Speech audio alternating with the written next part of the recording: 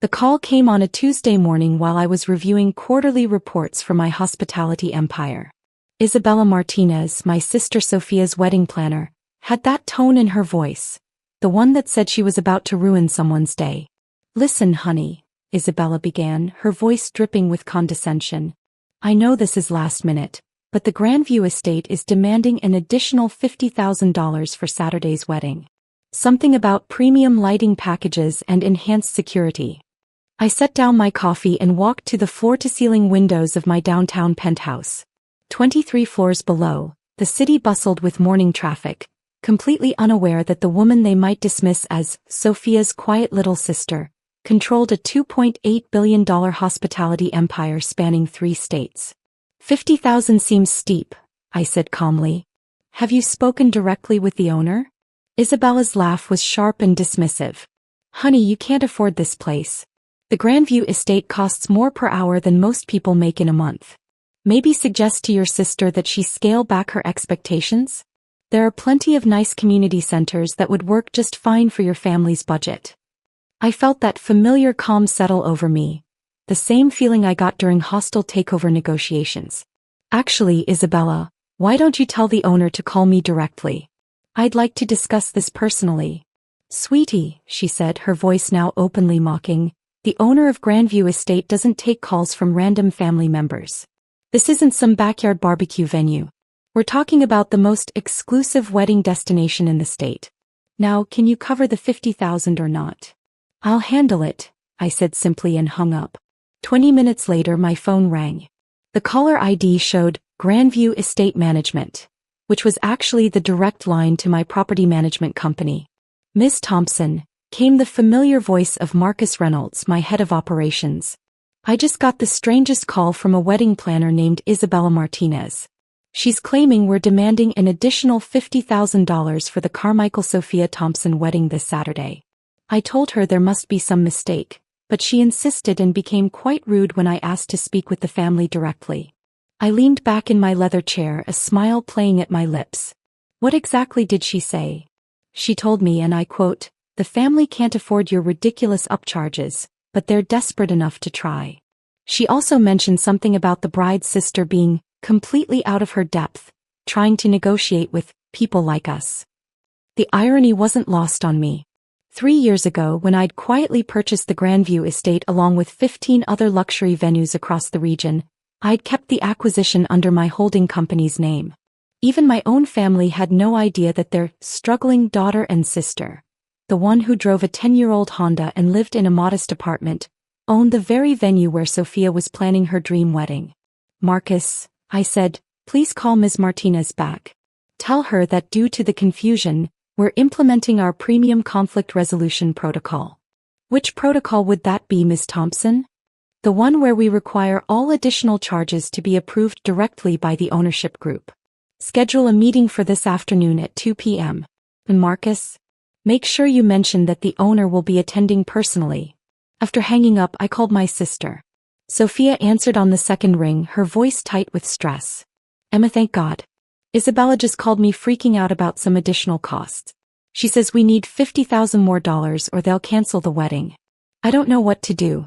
Mom and Dad already think we're overspending, and David's parents have been making comments about us being financially irresponsible." My heart ached hearing the worry in Sophia's voice. She'd been planning this wedding for 18 months, working double shifts at the marketing firm to save every penny. Meanwhile, our parents had made it clear they thought the Grandview Estate was above our station, and that Sophia should have chosen something more practical. "Don't worry," I told her. "I'm handling it. Emma, you don't understand. This isn't like when we were kids and you'd give me your allowance money. $50,000 is real money. Isabella says the owner is some kind of billionaire who doesn't care about small clients like us. If only she knew. Trust me, sophomore. Your wedding is going to be perfect." At 1:45 p.m., I arrived at the Grandview Estate in my Honda, parking next to Isabella's gleaming BMW and what I assumed was Sophia's car. The estate was one of my favorite properties, a restored 1920s mansion set on 40 acres of manicured gardens, with crystal chandeliers, marble floors and enough old-world elegance to make any bride feel like royalty. I found Isabella in the main ballroom, gesticulating wildly while talking on her phone. She wore a designer suit that probably cost more than most people's monthly rent, and her perfectly manicured nails clicked against her tablet as she spoke. "No, I don't care what the owner says," she was saying. "These people are clearly out of their league. Maybe we should suggest they find a venue more suited to their budget. I have 3 other weddings this month that could pay double." Sophia sat in one of the antique chairs, looking small and defeated. She'd worn her best dress, a simple navy blue number from Target that she'd bought specifically for wedding-related meetings. Her hands were folded in her lap and I could see she'd been crying. "Isabella," I called out, walking across the marble floor.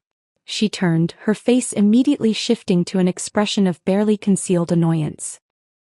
"You must be the sister. Listen, honey, we really need to discuss realistic options for your family. This venue might be a bit ambitious." "Actually," I said, checking my watch, "I'm here for the 2 p.m. meeting with the owner." Isabella's laugh was sharp. "Sweetie, that meeting is for serious clients only. Why don't you take your sister to get some coffee while the adults handle business?" Before I could respond, Marcus appeared in the doorway. "Ms. Martinez? The owner is ready to see you now." Isabella smoothed her suit and grabbed her tablet. "Finally, someone who understands the hospitality business." "Actually," Marcus said, his voice carefully neutral, "the owner specifically requested that all parties involved in Saturday's wedding be present for this discussion." Isabella looked confused. "All parties? I suppose the bride should be here, but surely we don't need." "Everyone," Marcus said firmly, "including Ms. Emma Thompson." We followed Marcus to the estate's private office, a room I'd had restored to its original 1920s grandeur, complete with a massive oak desk, leather-bound books, and windows overlooking the garden where Sophia would be married in 4 days. Isabella took the chair across from the desk, her posture confident and businesslike. Sophia sat beside her, still looking nervous. I took the 3rd chair, noting how Isabella had positioned herself to literally turn her back to me. "Now then," Isabella began, "I appreciate you taking the time to meet with us personally, Mr. "Actually," Marcus said, "I'm not the owner. I'm the operations manager. The owner will be with us momentarily." Isabella checked her watch impatiently. "I do hope we can resolve this quickly. I have other clients to attend to, and frankly, this situation has already taken up far more of my time than it should have." The door opened and I stood up. "Sorry to keep everyone waiting," I said, walking around to take my seat behind the massive oak desk. "I had to review the contract details one more time." Isabella stared at me, her mouth opening and closing like a fish. Sophia's eyes went wide, her hand flying to cover her mouth. "I don't understand," Isabella stammered. You're the owner?" "Emma Thompson, owner and CEO of Prestige Holdings," I said, extending my hand across the desk. "I believe we spoke on the phone this morning." Isabella's face cycled through several shades of red. There must be some mistake. You're just the bride's sister. You drive a Honda. You can't possibly own a $2.8 billion hospitality empire?" I finished. "Actually, I can and do. Prestige Holdings owns the Grandview Estate, along with the Oceanview Resort in Maine, the Metropolitan Conference Center downtown, and 14 other luxury venues across New England." I pulled out a folder and opened it on the desk. "Now, about this $50,000 charge you mentioned. I've reviewed our contract with Ms. Carmichael, and I don't see any provisions for additional lighting or security fees." Isabella's tablet shook in her hands. I was told by my vendor that." "Which vendor would that be?" I asked, my voice still calm but with an edge that made Isabella shrink back in her chair. The lighting company said." "Isabella," I interrupted, "I own the lighting company too. Brilliance Event Lighting has been a subsidiary of Prestige Holdings for 2 years. Same with Elite Security Services. So please enlighten me about these mysterious additional charges." The room was silent except for the ticking of the antique grandfather clock in the corner.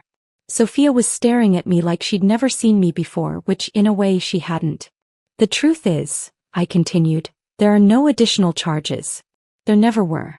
According to my staff, you called this morning attempting to negotiate a personal commission fee with our vendors, claiming the family was wealthy enough to absorb extra costs." Isabella's face went white. "That's not. I would never." I slid a document across the desk. This is a transcript of your conversation with Marcus this morning, where you suggested we inflate the bill because, quote, desperate families always pay premium prices, and these people are clearly desperate to impress. Isabella stared at the paper, her hands trembling. I can explain. There's more, I said, sliding another document forward. This is an email you sent to your assistant yesterday, discussing how to squeeze every penny out of the Thompson wedding, because the family was too unsophisticated to know better. Sophia gasped. Isabella looked like she might be sick. Now, I said, leaning back in my chair, let's discuss what's going to happen next. Isabella straightened up, apparently trying to salvage some dignity. Look, Miss Thompson, I think there's been a misunderstanding. I'm one of the most respected wedding planners in the state. I have connections with every major vendor, and I can make or break venues like this with my recommendations. I smiled. Isabella, I don't think you understand your position here. You attempted to defraud my sister. You tried to manipulate my vendors into inflating bills. And you've spent the last 3 weeks treating my family like we were beneath your notice. I was just trying to ensure the wedding met appropriate standards, she said weakly. By telling my sister yesterday that her dress was adequate for a family of your background, and suggesting she consider a cash bar because people like you typically can't afford open bars? Sophia's head snapped toward Isabella. You said that was industry standard advice. And last week, I continued, when you told my parents that they should be grateful their daughter found someone willing to marry into the family, despite knowing David comes from money? Isabella was now openly sweating. I never said. I have recordings, Isabella. This estate has been fully wired for security since I bought it. Every conversation, every meeting, every snide comment about my family's limited budget and social climbing aspirations. I stood up and walked to the window overlooking the gardens. Here's what's going to happen. You're fired, effective immediately. My event team will handle the final details for Saturday's wedding. You can't do this. Isabella protested. I have a contract with the bride. Actually, I said, turning back to face her, according to the contract you signed with my sister, all vendor relationships are subject to venue approval. As the venue owner, I'm exercising my right to remove vendors who don't meet our standards. Isabella turned to Sophia desperately. Sophia, please. This is your wedding. You can't let her destroy everything we've planned. My sister stood up slowly, her voice steady for the first time all afternoon. Everything we've planned? Isabella, you've spent 3 months making me feel like my wedding was an inconvenience to you. You've criticized every choice I've made, questioned every decision, and made me feel like I was lucky you were willing to work with our family at all. I was trying to help you reach for something better, Isabella said weakly. No, Sophia said, you were trying to make yourself feel superior. And now I find out you were planning to steal $50,000 from us? Emma, I want her gone. I nodded to Marcus, who stepped forward. Ms. Martinez, I'll need your vendor access cards and any estate keys you may have. Isabella fumbled in her purse, her hands shaking as she handed over the materials. This will ruin my reputation. I'll never work in this industry again. That's not my problem, I said simply. Though I should mention that I own or have partnerships with most of the major venues in New England. Word travels fast in the hospitality industry. After Isabella left, practically running to her BMW, Sophia and I sat in the quiet office. The afternoon light was streaming through the windows, highlighting the dust motes dancing in the air. Emma, Sophia said finally, I don't understand. How long have you owned this place? 3 years, I said. I bought it the same weekend you and David got engaged. Why didn't you tell me? I walked back to my chair, suddenly feeling tired. Because I wanted you to choose it because you loved it, not because I owned it. And because... I paused, searching for the right words. Because our family has always seen me as the quiet one, the one who doesn't quite measure up. I didn't want your wedding to become about my money. Sophia was quiet for a long moment. Is that why you still drive the Honda? Live in that apartment? Partly, I admitted. But also because I like my privacy. Building this company has been incredible, but it's also complicated. When people know you have money, every relationship becomes transactional. Every friendship is suspect. Every family gathering becomes about what you can provide rather than who you are. But we're your family, Sophia said softly. Yes, and I love you all. But think about it, sophomore. When was the last time Mom and Dad asked about my life without it being connected to what I could do for someone else?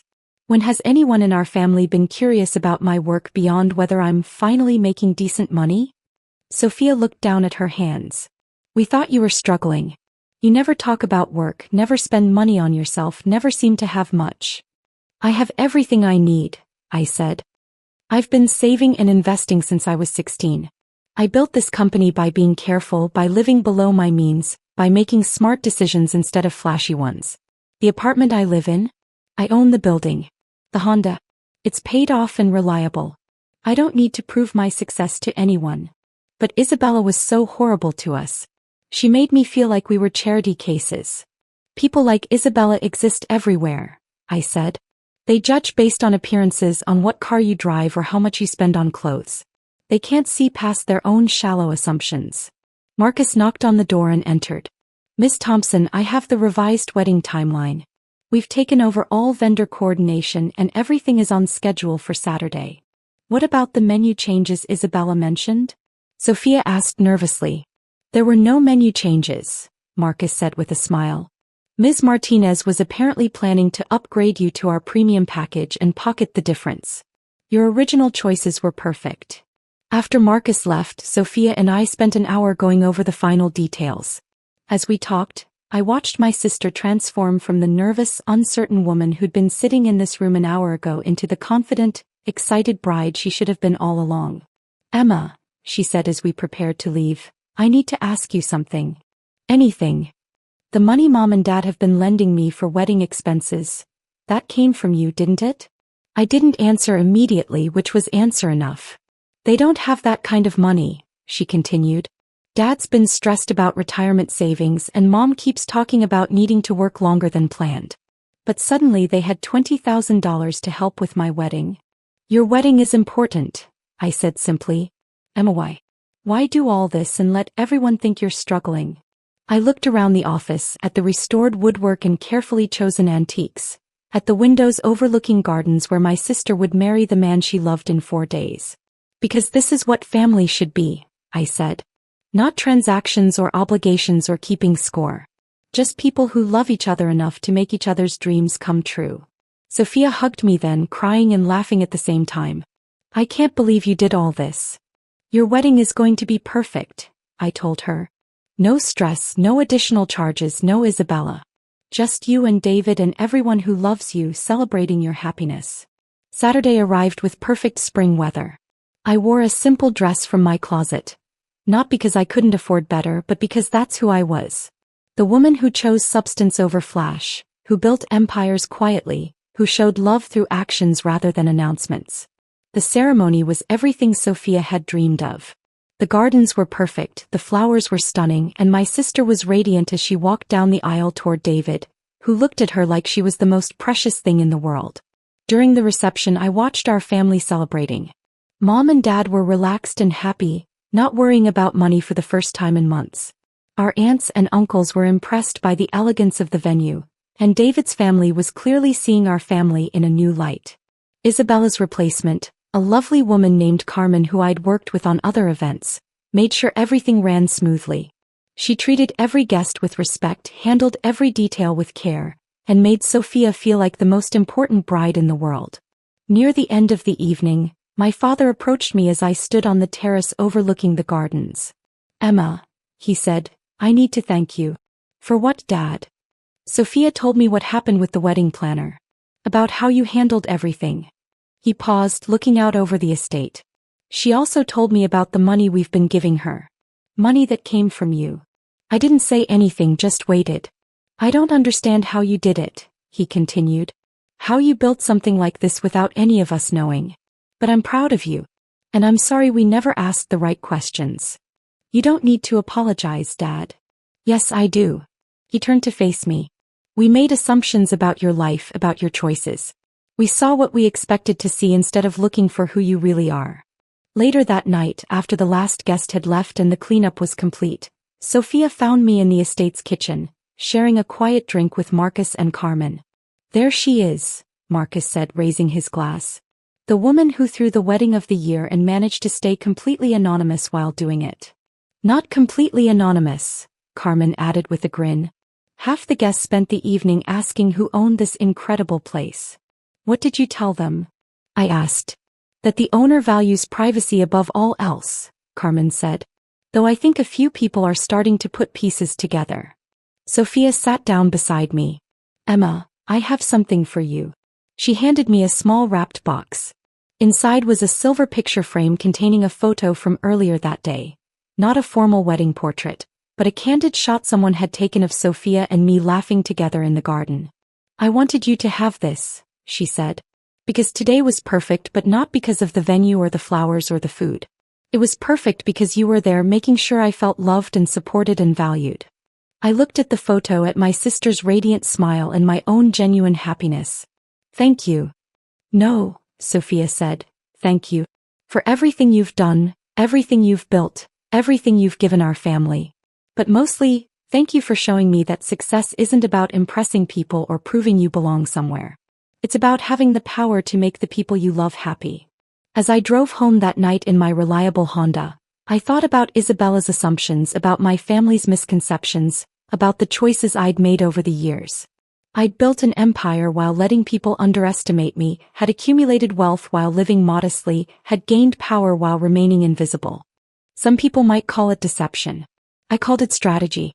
The next morning, I woke up in my modest apartment, made coffee in my simple kitchen, and prepared for another week of running my hospitality empire from behind the scenes. My phone buzzed with a text from Sophia. Thank you for the most perfect day of my life. I love you. I smiled and got back to work. Because this was who I was. Emma Thompson, the quiet sister who drove an old Honda and lived below her means. Who also happened to own a $2.8 billion empire and had just thrown the wedding of the year. Some secrets were worth keeping.